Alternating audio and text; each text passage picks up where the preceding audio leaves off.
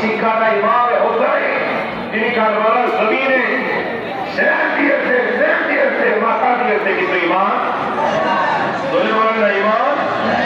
আমাদের দেশের ইয়েজিদের পাগল যারা আছে না, এগুলো 3000 কোন মাসে সবাই বলে না কোন মাসে আপনারা কি রাগ করতেছে? ইয়েজিদের পাগল যারা ইয়েজিদের তারা বলে ইমাম হোসেন ইয়েজিদের কাছে বায়াত হইলেই তো দুনিয়ার অবস্থা হইতেন না, বলতেন না।